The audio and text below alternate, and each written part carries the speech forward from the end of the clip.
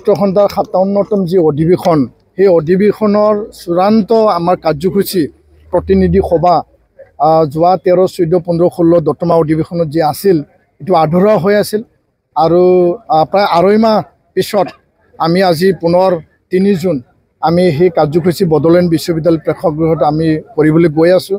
বিভিন্ন পৰিৱেশ পৰিস্থিতিৰ কাৰণে আমি সেইটো কৰিব পৰা নাছিল। ভাৰত পাকিস্তান যুদ্ধ বা 1 তাৰিখে উপেন ব্ৰহ্মৰ নতুন দিল্লীত মানে তাৰ পথ মানে উন্মোচন বা ষ্টেচু উন্মোচনৰ কাৰণে আমি কৰিব পৰা নাছিলোঁ।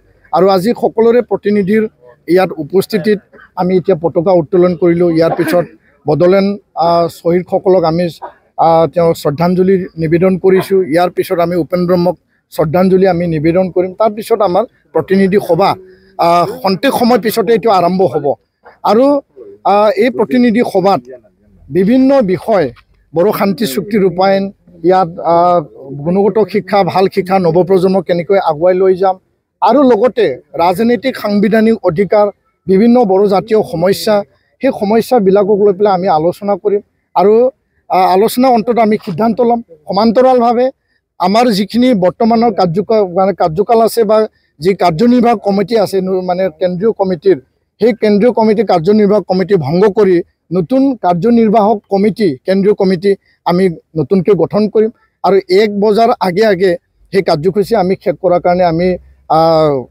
আগবাঢ়ি আছোঁ এতিয়া। আৰু প্ৰতিনিধি সভাই সকলো আলোচনা বিলোচনা অন্তত জিলা কমিটি, আঞ্চলিক কমিটি, আমাৰ মানে শাখা কমিটি সকলো ইয়াত উপস্থিত আছে। সকলোৱে চূড়ান্ত সিদ্ধান্ত কাৰ্যনিৰ্বাহক কমিটি গঠন কৰাৰ ক্ষেত্ৰত তেওঁলোকে ল'ব, সেই কথা মই ব্যক্ত কৰিছোঁ। মই মোৰ মনৰ কথা যোৱা দতমা অধিৱেশনত ব্যক্ত কৰিছিলোঁ। মনৰ কথা সদায় প্ৰকাশ কৰিব লাগে আৰু সকলোৰে সময় সকলোৰে পৰিৱেশ এটা থাকে, সেই কথাটোও মই ব্যক্ত কৰিছোঁ। আৰু এতিয়া আহি যিহেতু আমি আজি সিদ্ধান্ত ল'ব লাগে, প্ৰতিনিধি সভাই যি চূড়ান্ত ৰায় আৰু সিদ্ধান্ত দিব সকলো বিচাৰ বিবেচনা কৰি সেই কথাটো সকলোৱে মানি ল'ব লাগিব। আৰু ইয়াৰ কাৰণে প্ৰতিনিধি সভাৰ ওপৰত মোৰ যি আবেদন বা নিবেদন, মোৰ যিখিনি কথা আৰু মোৰ যি মনৰ যি এটা কথা আছিল, সময়সূচীৰ কথা আছিল, সেইটো মই এৰি দিছোঁ। তেওঁলোকে যি সিদ্ধান্ত দিয়ে তাৰ ওপৰতে নিৰ্ভৰ কৰিব, মই এইখিনি প্ৰকাশ কৰিছোঁ। নাই, এইটো প্ৰতিনিধি সভাই সদায় চূড়ান্ত সিদ্ধান্ত লৈ আহিছে।